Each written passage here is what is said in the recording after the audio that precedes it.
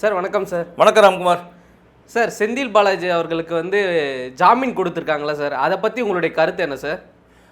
ஜாமீன் அதாவது குதிரை பேரத்திற்கான ஜாமீன். ஏன்னா அவர் மேலே நிறைய வழக்குகள் இருக்குது, புரியுங்களா? இது வந்து என்னன்னா வந்து இப்போ சில தினங்களுக்கு முன்பு சிலர் வந்து எம்எல்ஏ எல்லாம் புகார் கொடுத்தாங்க. அதை ஒரு எம்எல்ஏ ஒருத்தர் கூட அந்த ஆதாரப்பூர்வமாக கொடுக்காம இளையராஜா கொடுத்துருந்தாரு. அதில் வந்து அந்த ஐபிடிஎஸ் சேர்ந்த அந்த கருத்து கணிப்பு நிறுவனத்தை சார்ந்த திருநாவுக்கரசு என்பவர் கூட கைதானார். அதுக்கப்புறமா வந்து போலீஸ் இன்வெஸ்டிகேஷன் என்கொயரிலாம் பண்ணும்போது அவங்ககிட்ட இன்ட்ராகேட் பண்ணும்போது என்ன கண்டுபிடிச்சாங்க, அப்புறமா வந்து இங்கே செந்தில் பாலாஜியை தான் அவங்க குறை சொன்னதாக சொல்லி செந்தில் பாலாஜியை வந்து அழைச்சிருக்காங்க போலீஸ் வந்து விசாரணைக்கு. செந்தில் பாலாஜியுடைய தம்பியுமான திரு அசோக் குமார் 2 பேரையுமே கூப்பிட்ருக்காங்க. அப்போ என்ன ஆச்சுன்னா செந்தில் பாலாஜி முன்னாள் அமைச்சரில் சரி அது ஒரு ப்ரொசீஜர் இருக்கும், கூப்பிட்ருக்காங்க வரல அப்படின்னு சரி ரைட்டு கவர்னர் மூலமாக டைரக்ஷன்லாம் வாங்குறாங்க. அப்போ என்ன ஆகுதுன்னா வந்து இவர் என்ன பண்ணுறாரு, ஆன்டிசெப்டிக் பெயில் போடுறார், முன்ஜாமீன் போட்டது கொடுத்துட்டாங்க. அதனால் என்னென்னா நிபந்தனை ஜாமீன் கொடுத்துருக்காங்க. நேற்று இவர் டெய்லி திருவல்லிக்கேணி ஸ்டேஷனில் வந்து போய் காலையிலையும் மாலையிலையும் கையெழுத்து போடணும். பட் இன்னைக்கு காலையில் அவர் வந்து அங்கே வந்து கையெழுத்து போட வரல அப்படின்னு சொல்லி சொன்னால் அதுக்கான காரணம் என்னன்னு தெரியல. அது எதனா பெர்மிஷன் எதனா வாங்கியிருக்காரு, ஹாஸ்பிட்டல் போயிருக்காரா, இல்லை வேறு எதனா ரீசன்ஸ் இருக்கா என்னன்னு தெரியல. ஓகே, பட் கொடுத்தது என்ன அப்படின்னு பார்த்தீங்கன்னா இல்லை எந்த ஒரு இதுவும் வந்து குற்றவாளி நிரூபிக்கப்பட்டால் அவர்களுக்கு தண்டனை கொடுக்கலாம். அதே மாதிரி ஒருத்தர் மேலே ஒரு சந்தேகத்தின் பேர்லையோ இல்லை ஒரு விசாரணை கோசம் கூப்பிட்றாங்க, தனக்கு ஆபத்து ஏற்படுமோ அப்படின்றதுனால யார் ஒன்றாலும் முன்ஜாமீன் பெயில் வந்து கேட்கறதுக்கான உரிமை உண்டு. அப்படி தான் அவருக்கு ஒரு உரிமையை கோரி அந்த உரிமையில் தான் வந்து அவர் வந்து பெயிலை வந்து கேட்டிருக்காரு. அந்த பெயிலை கொடுத்துருக்காங்க. பட் அந்த கண்டிஷன்ஸை அவர் ஃபாலோ பண்ணணும். அந்த கண்டிஷன் டெய்லி வந்து சைன் பண்ணணுக்கா, இன்னைக்கு காலையில் சைன் பண்ணல அப்படின்னு கேள்வி. அப்படி சைன் பண்ணல பெயிலை வந்து கேன்சல் பண்ணுறதுக்கு நீதிபதிக்கு இது இருக்குது, அது பேர் பவர் இருக்குது சார். அதே மாதிரி டைமிங்னு ஒன்று இருக்குல்ல சார், இந்த டைமில் இத்தனை மணிலேருந்து இத்தனை மணிக்குள்ளே வந்து அவங்க சைன் போடணுன்னு இருக்குல்ல சார், இத்தனை மணிக்கு போகணும்னு சொல்லிட்டு அவசியம் இல்லை சார். 6 மணி வரைக்கும் டைம்னு ஒன்று இருக்குது. காலையிலையும் போடணும் சாயந்தரமும் போடணும்னு சொல்லியிருக்காங்களே. அப்போ என்ன பண்ணணும், நீங்கள் சாயந்தரமாக போய் இந்த ஏதோ ஒரு படத்தில் கூட புஷ்பாலி சிங்கம் சிங்கம்ல கூட அது மாதிரி நீங்கள் எந்த நேரத்துக்குனாலும் போட முடியாது. ஸ்ட்ரிக்டான அந்த இன்வெஸ்டிகேட்டிவ் ஆஃபீஸர் இருக்காங்க, அந்த போலீஸ் ஆஃபீஸர் இருக்காருன்னா நீங்கள் வரணும் அப்படின்னாங்க அங்கே கண்டிப்பாக வந்து தான் தீரணும். அங்கே வந்து உங்களுக்கு கன்சிடரேஷனில் கொடுக்க மாட்டேன். ஏன்னா இது வந்து கொஞ்சம் சென்சிட்டிவான விஷயம். ஒரு கவர்மெண்ட்டோட ப்ரெஷர் ஒரு பக்கம் இருக்குது, இன்னொரு பக்கம் பார்த்தீங்கன்னா வந்து இவர் ஒரு முன்னாள் அமைச்சர் அப்படின்னும் போது எதிர்கட்சி அப்படின்னும் போது கொஞ்சம் இஷ்யூஸ்லாம் வரதுக்கான வாய்ப்புகள் இருக்குது. அப்போ என்ன பண்ணுவாங்க, ரொம்ப போலீஸும் கொஞ்சம் கேர்ஃபுல்லாக இருப்பாங்க, லீனியண்ட்டாக இருக்க மாட்டாங்க. என்ன தான் முன்னாள் அமைச்சர்னால் லீனியண்ட்டாக இருந்தாங்கன்னா ரிஸ்க் அப்படின்னு நாளைக்கு அவருக்கு பதவி போயிடுமா. ஆனால் இவர் காலையில் வரலன்னும் போது கண்டிப்பாக அதுக்கான பதிலை கேட்பாங்க, அவங்ககிட்ட எக்ஸ்ப்ளனேஷன் கேட்பாங்க. இவர் அதுக்கான ரீசன்ஸ் எதனா வேலிட் ரீசன்ஸ் வச்சு கொடுத்தாருன்னா அதுலேருந்து அவர் தப்பிக்கலாம். இல்லைனா வந்து இது ஒரு காரணமாக காட்டி கூட அவரோட பெயிலை கேன்சல் பண்ணுறதுக்கான வழி இருக்குது. ஆனால் இதில் ஒன்று சொல்லிடுறேன், அவர் மேலே மெயினாக சொன்னதே இந்த சமயத்தில் போயிருக்கேன். என்ன காரணம், இன்கேஸ் விஜய் அங்கே வந்து கரூர் இன்னைக்கு போகிறார்ல, அந்த கரூரில் போகும்போது அங்கே இவரால் எதனா பாதிப்பு இருக்குமோ, இல்லை திடீர்னு கருப்பு கொடி காட்டலாம், அந்த மாதிரி எதனா நிகழ்வுகள் நடக்கிறதுக்கு வாய்ப்புகள் இருக்கும் அப்படின்னு அவங்களுக்கு இன்டெலிஜென்ஸ் சொல்லியிருப்பாங்க. அந்த இன்டெலிஜென்ஸ்னால இந்த கேஸை வச்சு அவருக்கு வந்து விசாரணைக்குன்னு கூப்பிட்டு இப்படி பண்ணியிருப்பாங்க, பெயிலை வந்து கொடுக்கக்கூடாது அப்படின்னு கவர்மெண்ட் சைட்லையும் சொல்லியிருப்பாங்க. ஏன்னா வந்து இதுக்கு முன்னால் இருந்த போது இந்த கரூர் இன்சிடென்ட் நடந்த போது அதுக்கு தாவேக்கால சொன்னது காரணம் வந்து இதுக்கு எல்லாமே பின்னால் செந்தில் பாலாஜி தான் இருந்தார் அப்படின்னு சொல்லியிருக்காங்க. சரி, இன்னைக்கு அவர் விஜய் போகும்போது ஏதாவது ஒரு அசம்பாவிதம் நடந்து விட்டாலோ இல்லை எதனா கருப்பு கொடி அந்த மாதிரி எதனா காட்டி எதனா பிரச்சனை பண்ணோம், எதுனாலும் நடக்கலாம். அந்த மாதிரி இதை தவிர்க்கிறதுக்கோசம் இவரை இந்த விஷயத்தில் விசாரணைக்கு கூப்பிட்டுருக்கலாமோன்னு தோணுது. இதுவும் வந்து பல அரசியல் விமர்சகர்கள் எல்லாமே இதையும் சொல்கிறாங்க சார். அதேமாதிரி வந்து தமிழக முதல்வர் வந்து எக்மோர் மருத்துவமனைக்கு வந்து ஆய்வு செய்திருக்காரு சார், அதை பற்றி உங்களுடைய கருத்து என்ன சார்? அது ஆய்வு செய்திருக்கார் அப்படின்னா எல்லா அமைச்சர்களும் எல்லா முதல் மந்திரிகளும் ஒவ்வொரு இடத்துல சிலர் ஜெயிலில் போய் பிரிசனர்ஸை போய் சந்திப்பாங்க, எப்படி இருக்குது அவங்க ஃபெசிலிட்டிஸ், சிலர் வந்து ஸ்கூல்ஸில் போய் ஆய்வு பண்ணுவாங்க, சிலர் ஹாஸ்பிட்டல்ஸில் போய் பண்ணுவாங்க. அந்த மாதிரி ஒரு ரெகுலர் ப்ரொசீஜரை தான் இதை பார்க்குறேன். ஆனால் தமிழக முதல்வர் திரு சி ஜோசப் விஜய் அவர்கள் வந்து நேற்று எக்மோரில் இருக்க அந்த மருத்துவமனைக்கு போனதுக்கான காரணம் என்ன அப்படின்னு பார்த்தீங்கன்னா, நம்ம தாவேக்காவை வந்து ரீல்ஸ்ன்னு தான் சொல்லுவோம். ஏன்னா வந்து அவங்க எங்கே போனாலும் ரீல்ஸ் அதை கிண்டல் சில படத்தில் சொல்லுவேன், என்னப்பா பாத்ரூம் போகிறதுக்கு கூட கேமரா கொண்டாந்துறீங்களா அப்படின்னு. அந்த மாதிரி இவங்க வந்து எல்லா இடத்துக்கும் எந்த சின்ன விஷயமா இருந்தால் கூட ரீல்ஸு, பெரிய விஷயமா இருந்தால் ரீல்ஸு, பப்ளிசிட்டின்னு பண்ணியிருந்தாங்க. அது ஒரு பேரே ஆச்சு, ரீல்ஸ் அமைச்சர் அப்படின்ற அளவுக்கு ஆச்சு. அந்த கீர்த்தனா அவங்க வந்து எதிர்க்கட்சி தலைவர் திரு உதயநிதி ஸ்டாலின் அவர்கள் கூட ட்வீட் போடும்போது ரீல்ஸ் அமைச்சர் தான் போடுறாங்க. நிறைய பேர் அந்த மாதிரி போடுறாங்க.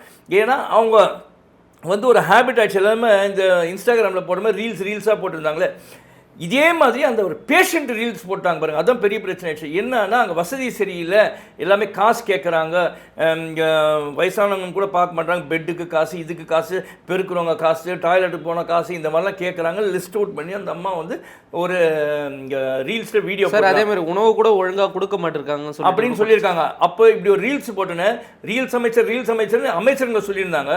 ஒரு பேஷண்ட்டே வந்து கவர்மெண்ட்டை குறை சொல்கிற மாதிரி சொன்னேன்னே, இது வந்து அவங்களுக்கு வந்து இது ஒரு ரொம்ப சென்சிட்டிவான விஷயம். கவர்மெண்ட்டுக்கு வந்து ஒரு லேடி வந்து சொல்லுது இந்த மாதிரியான பரவலாக போயிடுச்சு எல்லாத்துலையும். அப்போ எதிர்கட்சியெலாம் பேச ஆரம்பிச்சோம். உடனே முதல்வர் கவனத்துக்கு இது போயிருக்கு. அவராக பார்த்துக்க மட்டும் ரீல்ஸ் பார்க்குற அளவுக்கு ஒரு டைம் செலவு பண்ணுவாரான்னு தெரியல. உடனே அவங்க ஆட்களுக்கு யாரும் பிஏ செக்ரட்டரிஸ் யாரும் சொல்லியிருப்பாங்க இந்த மாதிரி ஆயிருக்கணும். உடனே அவர் போயிருக்காங்க, போயிட்டு ஆய்வு செஞ்சுருக்காரு. ஆய்வு செஞ்சுட்டு அப்போ இருக்கிற டாக்டர்ஸ்க்கெல்லாம் வந்து அட்வைஸ் பண்ணியிருக்காரு, ஆர்டர்ஸும் கொடுத்துருக்காரு. இந்த மாதிரி யாரும் காசு எடுத்தால் அந்த மாதிரி எதனா பிரைபரி இல்லை கரப்ஷன் இருந்தால் இம்மீடியட்டாக அவங்க மேலே ஆக்ஷன் எடுக்கணும்னு சொல்லிட்டு, அப்புறம் அங்கே இருக்க ஆட்கள்லாம் அந்த பெருக்கிறவங்க அவங்கக்கிட்டே அட்வைஸ் பண்ணியிருக்காரு இந்த மாதிரி வாங்கணும். அதே சமயத்தில் அவங்களுக்கு என்னென்ன தேவைகள் என்னன்றதுன்னு கேட்டிருக்கிறதா நமக்கு வந்திருக்க தகவல். வந்து அங்கே விசாரித்த போது என்னென்ன தேவை, உங்களுக்கு என்ன குறைகள் இருக்குது அப்படின்லாம் அவங்களையும் கேட்டிருக்காங்க. அதே சமயத்தில் பேஷண்ட்ஸ்கிட்டையும் என்னென்ன குறைகள் இருக்குன்னு கேட்டால் அப்போ லிஸ்ட் அவுட் பண்ணியிருக்காங்க பேஷண்ட்ஸு. அவர்கிட்டையும் வந்து சொல்லியிருக்காங்க இந்த மாதிரி பாத்ரூம் போகிறதுக்கு, க்ளீன் பண்ணுறதுக்கு, அப்புறமா பெருக்கிறவங்க காசு கேட்குறாங்க, நர்ஸ் காசு கேட்குறாங்க, ஆம்புலன்ஸ் வந்திருக்காங்க. இந்த மாதிரி நிறைய பேர் நிறைய குறை. அதில் சிலது தான் செய்தியாக வந்திருக்கு, சிலது ஓரளவு அங்கே விசாரிக்கும் போது தான் சொல்ல இந்த மாதிரிலாம் நடந்திருக்கு. பட் இதுக்கெல்லாம் அவர் சொல்லியிருக்காரு, வந்து விசிட் பண்ணிட்டு போயிருக்காரு. ஆனால் இது எல்லாமே ஒட்டுமொத்தமாக இல்லாமல் போயிட்டு கரப்ஷன் ஃப்ரீயாக உண்மையிலே பாராட்டத்தக்கவர் முதல்வர். இல்லைனா இவரையும் வந்து திருப்பி மீண்டும் என்ன சொல்லுவாங்க, ஆமாம் ரீல்ஸ் போட்டார் முதல்வர், நியூஸ் சேனல் மூலமாக போட்டார், போய் விசிட் பண்ணார், அதை வந்து எல்லாருமே வீடியோவை போட்டாங்கன்னு சொல்லுவாங்க. பட் இவர் போன விசிட்டு உண்மையிலேயே நேர்மையான விசிட்டாக இருந்து அது பிரகாரமாக வந்து எங்கேயுமே கரப்ஷன் இல்லாமல், அது ஹாஸ்பிட்டலில் மெயினாக அரசு மருத்துவமனைக்கு போகிறவங்க எல்லாருமே வந்து வசதி இல்லாதவர்கள் தான் மெயினாக போகிறாங்க. வசதி இருக்கவங்க வந்து தனியார் மருத்துவமனைக்கு போகிறாங்க. இல்லாதவங்க போகிறவங்கிட்ட வந்து அவங்கக்கிட்டே வந்து பிடுங்கினாங்கன்னா நல்லா இருக்காது. பட் இதை வந்து கொஞ்சம் ஒழுங்குபடுத்தினாது, அதாவது எல்லா இடத்துக்கும் முதல்வரோ இல்லை எதிர்கட்சி தலைவரோ இல்லை எம்எல்ஏ எம்பி யாருமே போக முடியாது. இதை வந்து அந்தந்த மருத்துவமனையில் இருக்க நிர்வாக தலைவர், அதாவது யார் அந்த இவர் இருப்பார், அங்கே ஆர்எம்ஓ இருப்பார், ரெசிடென்ட் மெடிக்கல் ஆஃபீஸர்னு இருப்பார், இல்லை சீஃப் டாக்டர் யார் இருப்பார், அவங்க தான் இதில் அட்மினிஸ்ட்ரேட்டிவ் மேனேஜர், அட்மினிஸ்ட்ரேட்டிவ் ஆஃபீஸர், இவங்க தான் கவனம் செலுத்தி அங்கே ஊழல் லஞ்சம் இல்லாமல் பார்த்துக்க வேண்டியது அவங்களோட வேலை தான்.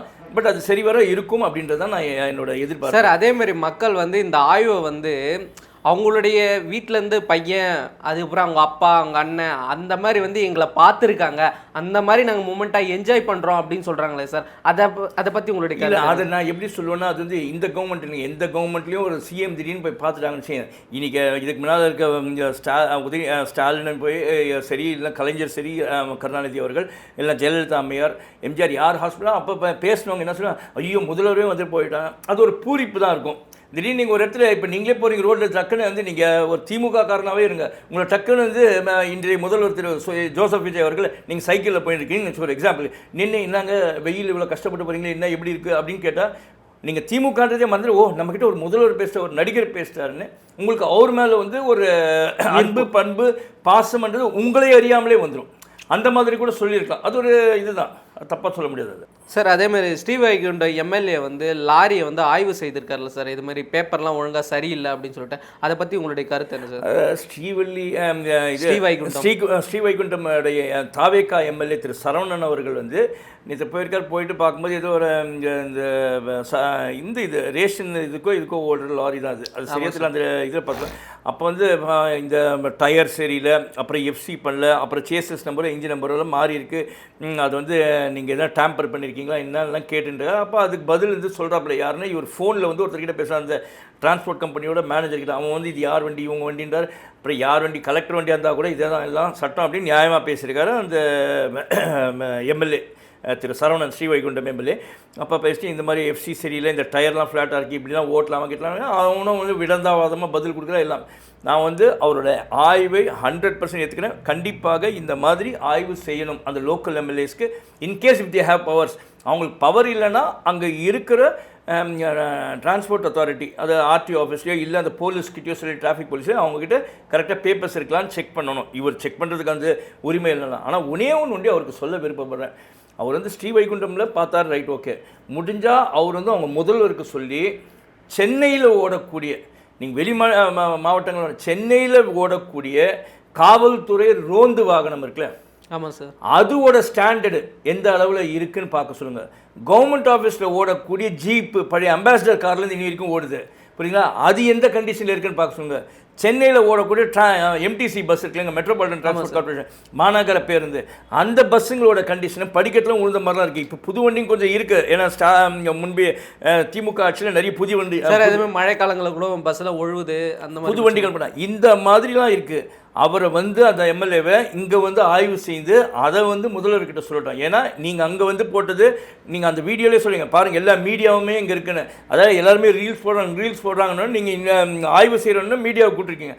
அதே மீடியாவை கூப்பிட்டு இங்கே வாங்க, உங்களுக்கு தெரியல அப்படின்னா நான் இந்த ஒற்றந்துறை ஆகிய நான் வந்து யாருன்னா உங்கள் கவர்மெண்ட்டில் நோட்டுறேன் எத்தினிக்கு நானே சில ஃபோட்டோஸ்லாம் கூட எடுத்து வச்சுருக்கேன், அது தேடி பார்த்தா இருக்கும் கண்டிப்பாக. இங்கே போலீஸ் வாகனம் இருக்குல்ல, இங்கே ரோந்து வாகனம், அந்த ரெட் கலரில் இருக்கும், மரூன் கலரில் இருக்கக்கூடிய டொயோட்டா அந்த வண்டி இனோவா, அது பார்த்தீங்கன்னா டென்டட் வண்டியாக இருக்கும் ஃபுல்லாக, அவ்வளோ மோசமாக சொட்டையாக இருக்கும். அப்புறமா கவர்மெண்ட்டுக்கு யூஸ் பண்ணுற வாகனங்கள் நிறைய இருக்குது, இந்த ஜீப்பு கார்லாம், அதோட கண்டிஷன் அவ்வளோ மோசமாக இருக்குது. இதில் பார்த்தீங்கன்னா சில பழைய அம்பாசிடர் கார்லாம் கூட போகுது, டிரான்ஸ்போர்ட் பஸ்ஸஸ் இருக்குது, அதோட கண்டிஷன் மோசமாக இருக்குது. இதுவும் ஆய்வு செய்து இதுவும் சீர் செய்தால் பொதுமக்களுக்கு ரொம்ப வசதியாகவும் இருக்கும். அதே மாதிரி அந்த பயணிக்கக்கூடிய காவல்துறையினரில் அவங்களுக்கும் பாதுகாப்பாக இருக்கணும். அதே மாதிரி அந்த வண்டி கண்டிஷனாக இருந்தால் தான் மற்ற இடத்துல விபத்துலாம் ஏற்படாமல் இருக்கும் அப்படின்னு தான் என்னோட இது. ஆய்வு அதையும் செய்யட்டும். நன்றி சார். நன்றிங்க, நன்றி நேயர்களே.